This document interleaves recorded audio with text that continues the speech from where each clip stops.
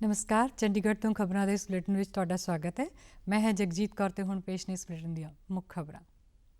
सूचना ते प्रसारण मंत्री ने अज वर्चुअल तौर पर आज़ादी के अमृत महोत्सव संबंधी प्रदर्शनियां का किया उद्घाटन। पंचकुला विच भी लगी प्रदर्शनी। देश भर में हुण तक 2 करोड़ 82 लाख तो वध लोकां नूं लगाए गए कोविड तो बचाव के टीके। ਅਤੇ ਪੰਜਾਬ ਦੇ ਸਕੂਲਾਂ ਵਿੱਚ ਅੱਜ ਤੋਂ ਇਮਤਿਹਾਨਾਂ ਦੀ ਤਿਆਰੀ ਲਈ ਹੋਈਆਂ ਛੁੱਟੀਆਂ। ਤੇ ਹੁਣ ਖਬਰਾਂ ਵਿਸਥਾਰ ਨਾਲ। सूचना ਅਤੇ प्रसारण मंत्री प्रकाश जावड़ेकर ने ਅੱਜ 6 ਥਾਵਾਂ ਤੇ ਵਰਚੁਅਲ ਤੌਰ ਤੇ ਆਜ਼ਾਦੀ ਦੇ ਅੰਮ੍ਰਿਤ ਮਹੋਤਸਵ ਸੰਬੰਧੀ ਪ੍ਰਦਰਸ਼ਨੀਆਂ ਦਾ ਉਦਘਾਟਨ ਕੀਤਾ। बेंगलुरु, पुणे, भुवनेश्वर, पटना, मणिपुर के माई रंग जिला ते जम्मू कश्मीर के सांबा तो इलावा जावड़ेकर ने नवी दिल्ली में राष्ट्रीय मीडिया केंद्र में भी एक प्रदर्शनी का उद्घाटन किया। ये प्रदर्शनियां ਦੀ ਦ੍ਰਿਸ਼ਟੀ ਨੂੰ ਲੋਕਾਂ ਤੱਕ ਪਹੁੰਚਾਉਣ ਅਤੇ ਭਾਰਤ ਨੂੰ ਆਜ਼ਾਦੀ ਦੇ 75 ਸਾਲ ਦੇ ਸਿਲਸਿਲੇ ਵਿੱਚ ਕਰਵਾਏ ਜਾਣ ਵਾਲੇ ਸੁਤੰਤਰਤਾ ਦਾ ਅੰਮ੍ਰਿਤ ਮਹੋਤਸਵ ਸਮਾਰੋਹ ਦਾ ਹਿੱਸਾ ਨੇ। ਇਸ ਮੌਕੇ ਸੰਬੋਧਨ ਕਰਦਿਆਂ ਸੂਚਨਾ ਅਤੇ ਪ੍ਰਸਾਰਣ ਮੰਤਰੀ ਪ੍ਰਕਾਸ਼ ਜਾਵੜੇਕਰ ਨੇ ਆਜ਼ਾਦੀ ਸੰਗਰਾਮ ਦੌਰਾਨ ਆਪਣਾ ਯੋਗਦਾਨ ਪਾਉਣ ਵਾਲੇ ਆਜ਼ਾਦੀ ਘੁਲਾਟੀਆਂ ਨੂੰ ਯਾਦ ਕੀਤਾ। तो पहले आज़ादी की लड़ाई का स्मरण, आज तक आज़ादी के बाद जहां पहुंचे हैं उसका अवलोकन और आने वाले 25 साल में क्या करेंगे इसका संकल्प, यही उद्देश्य, इसी उद्देश्य से यह आज़ादी का अमृत महोत्सव देश भर में आने वाले 2-2.5 साल मनाया जाएगा। इस तो इलावा प्रधानमंत्री नरेंद्र मोदी ने कहा सी कि आज़ादी के 75 साल के सिलसिले में मनाए जा रहे आज़ादी का अमृत महोत्सव अजिहा समागम है जो देशवासियों को भारत के सुतंत्रता संग्राम समझण और देश लिए बलिदान देने वाले शहीदों को श्रद्धांजलि का मौका देगा। ये महोत्सव 75 सालों दौरान देश दी प्राप्तियां दुनिया को दिखाने वास्ते और आने वाले 25 सालों लिए टीचियां तय करने का भी एक जरिया बनेगा। हरियाणा के मुख्यमंत्री मनोहर लाल ने आज़ादी के 75 साल जो कि 15 अगस्त 2022 को पूरे होंगे के संबंध में देश भर में हो रहे अमृत महोत्सव 75 के तहत पंचकूला में बच्चों की साइकिल रैली को झंडी दिखा के रवाना किया। प्रेस इन्फॉर्मेशन ब्यूरो चंडीगढ़ वालों अमृत महोत्सव तहत पंचकूला के सैक्टर 1 के सरकारी कॉलेज में फोटो प्रदर्शनी का उद्घाटन हरियाणा के मुख्यमंत्री मनोहर लाल और केंद्रीय जल शक्ति, समाजिक न्याय और अधिकारिता राज मंत्री रतन लाल कटारिया ने किया। इस मौके संबोधन करदे मनोहर लाल ने कहा कि इन्हां प्रोग्रामां राहीं आज़ादी दिवाउण विच अहम रोल अदा करने वाले आज़ादी घुलाटियां बारे विस्तार नाल फिल्म ते फोटो प्रदर्शनी राहीं जानकारी दित्ती जावेगी तां जो नौजवान देश प्रति जागरूक हो सकण।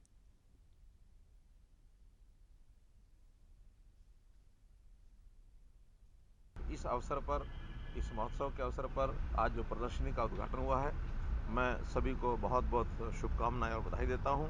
और ये जो आने वाला 75वां वर्षगांठ का कार्यक्रम है जिसका समापन अगले वर्ष 2022 में होने वाला है, प्रधानमंत्री जी ने बहुत से ऐसे लक्ष्य तय किए हैं जो आज़ादी के 75 वर्ष पूरे होने पर होंगे। ये प्रदर्शनी 16 मार्च तक चलेगी। मुख्यमंत्री ने पत्रकारों नाल गलबात करते हुए कहा कि देश की आज़ादी के 75वें साल में सरकार ने कई संकल्प लए ने जिन्होंने पूरा करने लिए असी सब दृढ़ संकल्पित हाँ। देश में हुण तक 2 करोड़ 82 लाख तो वध लोगों को कोविड-19 वैक्सीन का टीका लगाया जा चुका। केंद्रीय सेहत मंत्रालय का कहना है कि पिछले 24 घंटों दौरान 20,53,000 लोगों को यह टीका लगाया गया। इस दौरान देश में कोविड-19 तो प्रभावित मरीजों के राजी होने की दर 96.82% हो गई है। हुण तक देश भर में 1 करोड़ 9 लाख तो वध मरीज इस बीमारी तो निजात पा चुके हैं। इस वेले सारे देश में कोविड-19 तो प्रभावित मरीजों की गिनती 2,02,000 तो वध है जो कि कुल प्रभावित मरीजों का 1.78% है। पिछले 24 घंटों दौरान 24,882 नवे मामले सामने आए हैं जिस नाल महामारी तो प्रभावित हुए लोगों की गिनती 1 करोड़ 13 लाख हो गई है। पिछले 24 घंटों दौरान सारे देश में कोविड-19 की बीमारी नाल 140 लोगों की जान गई है। केंद्र शासित प्रदेश चंडीगढ़ में कल कोविड-19 के 135 नवे मामले सामने आए हैं। हुण तक चंडीगढ़ में 22,832 व्यक्ति इस बीमारी तो प्रभावित हो चुके हैं। इस वेले केंद्र शासित प्रदेश में बीमारी के 936 एक्टिव मामले ने। कल इस बीमारी नाल किसी व्यक्ति की मौत नहीं हुई। 58 व्यक्ति इस बीमारी तो राजी हुए ने। इस दौरान चंडीगढ़ में ਵੱਖ-ਵੱਖ ਥਾਵਾਂ ਤੇ बीमारी तो बचाव लिए टीका लगाने की मुहिम जारी है। डी न्यूज़ चंडीगढ़ नाल गलबात दौरान टीकाकरण करवाने वालियां ने तजर्बे साझे किए।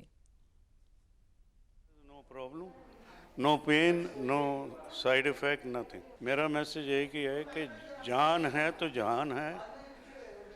इंजेक्शन लगवाना कोविड का सबसे महान है। ਇਸੇ ਦੌਰਾਨ ਪੰਜਾਬ ਵਿੱਚ ਕੋਵਿਡ-19 ਦਾ ਫੈਲਾਅ ਮੁੜ ਵੱਧ ਗਿਆ ਹੈ ਅਤੇ ਕੱਲ ਸੂਬੇ ਵਿੱਚ ਇਸ ਬਿਮਾਰੀ ਨਾਲ 34 ਜਾਨਾਂ ਗਈਆਂ। ਕੱਲ 1414 ਨਵੇਂ ਮਾਮਲੇ ਸਾਹਮਣੇ ਆਏ, ਜਿਨ੍ਹਾਂ ਵਿੱਚੋਂ ਸਭ ਤੋਂ ਵੱਧ 184 ਨਵੇਂ ਮਰੀਜ਼ ਮੁਹਾਲੀ ਵਿੱਚ ਆਏ। ਚੰਡੀਗੜ੍ਹ ਲਾਗਲੇ ਪੰਚਕੂਲਾ ਵਿੱਚ ਕੱਲ 135 ਨਵੇਂ ਮਾਮਲੇ ਸਾਹਮਣੇ ਆਏ ਨੇ। ਹਰਿਆਣਾ ਦੇ ਮੁੱਖ ਮੰਤਰੀ ਮਨੋਹਰ ਲਾਲ ਨੇ ਮਾਲੀ ਵਰ੍ਹੇ 2021-22 ਲਈ ਵਿਧਾਨ ਸਭਾ ਵਿੱਚ ਪੇਸ਼ ਹੋਏ ਬਜਟ ਨੂੰ ਸਿੱਖਿਆ, ਸਿਹਤ ਸੁਰੱਖਿਆ, ਆਤਮ ਨਿਰਭਰਤਾ ਅਤੇ ਕੇਂਦਰਿਤ ਕਰਾਰ ਦਿੱਤਾ ਹੈ। ਬਜਟ ਅਨੁਮਾਨ ਪੇਸ਼ ਕਰਨ ਤੋਂ ਬਾਅਦ ਪ੍ਰੈਸ ਕਾਨਫਰੰਸ ਨੂੰ ਸੰਬੋਧਨ ਕਰਦਿਆਂ ਉਹਨਾਂ ਨੇ ਕਿਹਾ ਕਿ ਮੌਜੂਦਾ ਹਰਿਆਣਾ ਸਰਕਾਰ ਨੇ ਪਾਰਦਰਸ਼ੀ ਪ੍ਰਣਾਲੀ ਨੂੰ ਅਪਣਾਉਂਦੇ ਹੋਏ ਅੱਗੇ ਵਧਦਿਆਂ ਬਜਟ ਵਿੱਚ ਸਮਾਜ ਦੇ ਹਰ ਪਰਿਵਾਰ ਦੀ ਭਲਾਈ ਦੇ ਨਾਲ-ਨਾਲ ਗਰੀਬ ਤੋਂ ਗਰੀਬ ਵਿਅਕਤੀ ਦਾ ਆਰਥਿਕ ਪੱਧਰ ਉੱਚਾ ਚੁੱਕਣ ਨੂੰ ਪਹਿਲ ਦਿੱਤੀ ਹੈ।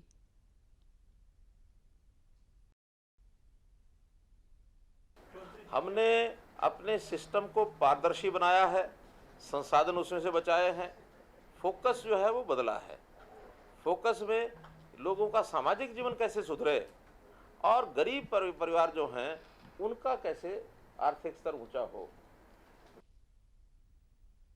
उन्होंने कहा कि आउंदे माली वरे लिए बजट विच 1,55,645 करोड़ रुपए का प्रबंध किया गया है, जिहड़ा कि 2020-21 के बजट तो 13% वध है।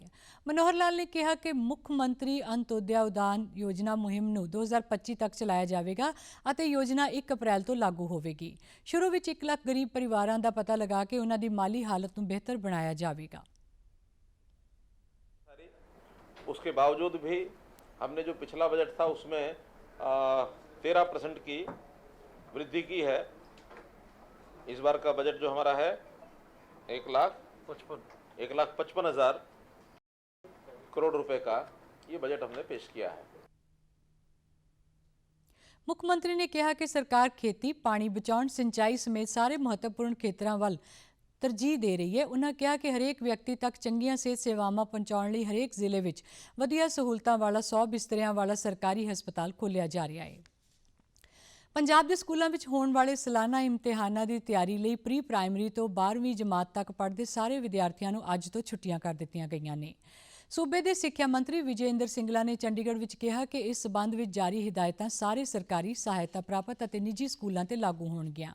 उन्होंने कहा कि स्कूलों में अध्यापक पहलां दी तरह आउंदे रहणगे। इम्तिहान कोविड-19 संबंधी वक्-वक् समय ते जारी हिदायतां मुताबिक डायरैक्टरेट राज सिक्ख्या खोज और सिखलाई परिषद वालों जारी हिदायतां मुताबिक ऑफलाइन लए जाणगे और इस संबंधी पूरा ध्यान रखा जाएगा कि स्कूलों में ज़्यादा भीड़ ना होवे।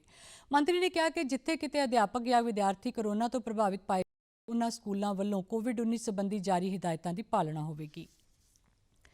पंजाब सरकार ने बेरोजगार रजिस्टर्ड फार्मासिस्टां नूं स्वै रोजगार मुहैया कराउण लई ड्रग लाइसेंसां की मंजूरी देण संबंधी नीति विच तब्दीली कीती है। चंडीगढ़ तो जारी एक बयान विच सूबे के सेहत और परिवार भलाई मंत्री बलबीर सिंह सिद्धू ने कहा है कि जरूरी तजर्बा रखने वाले रजिस्टर्ड फार्मासिस्ट हुण सोधी हुई नीति तहत पेंडू और शहरी खेत्रों में कैमिस्ट दीयां दुकानां खोलण लई लाइसेंस की मंजूरी वास्ते अर्जी दे सकते हैं।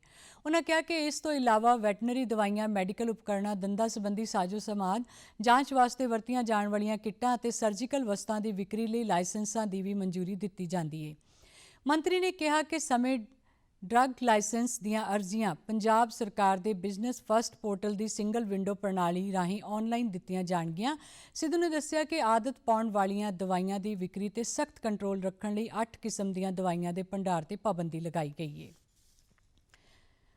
कोविड-19 का खतरा अजे टलिया नहीं, इसलिए सब नूं बेनती है कि बाहर जाण वेले मास्क जरूर पा के रखो, जरूरी समाजिक दूरी बना के रखो और अपने हाथ बार-बार साबण नाल धोवो या सैनिटाइजर की वरतों करो। मानव जाति ਨੂੰ ਆਪਣੇ ਕਲਾਵੇ ਵਿੱਚ ਲੈ ਚੁੱਕਿਆ ਹੈ ਅਤੇ ਟੀਕਾ ਜਾਂ ਦਵਾਈ ਉਪਲਬਧ ਹੋਣ ਤੱਕ ਕੋਰੋਨਾ ਮਹਾਮਾਰੀ ਖਿਲਾਫ ਮਨੁੱਖਤਾ ਦੀ ਜੰਗ ਜਾਰੀ ਹੈ। ਅਜਿਹੇ ਸਮੇਂ ਸਭ ਤੋਂ ਜ਼ਰੂਰੀ ਹੈ ਸਾਵਧਾਨੀ ਅਤੇ ਬਚਾਅ। ਫੇਸ ਮਾਸਕ ਕੋਰੋਨਾ ਤੋਂ ਰੋਕਥਾਮ ਦਾ ਸਭ ਤੋਂ ਪ੍ਰਭਾਵਸ਼ਾਲੀ ਤਰੀਕਾ ਸਾਬਤ ਹੋਇਆ ਹੈ।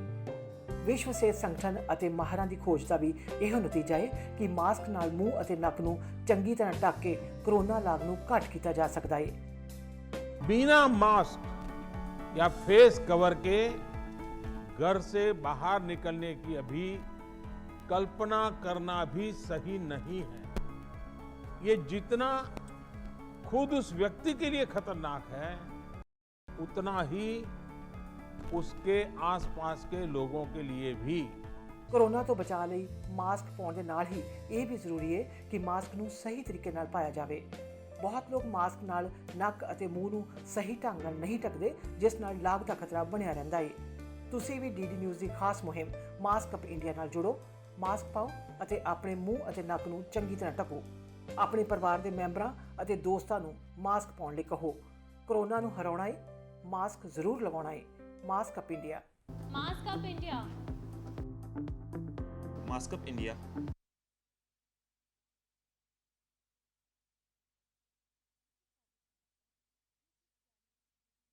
Chandigarh, Facebook DD News Chandigarh ਅਤੇ Twitter handle DD News CST ਤੇ ਵੀ ਦੇਖ ਸਕਦੇ ਹੋ। ਤੇ ਇਸੇ ਦੇ ਨਾਲ ਚੰਡੀਗੜ੍ਹ ਤੋਂ ਖਬਰਾਂ ਦਾ ਬੁਲੇਟਿਨ ਖਤਮ ਹੁੰਦਾ। ਆਗਿਆ ਦਿਓ। ਨਮਸਕਾਰ।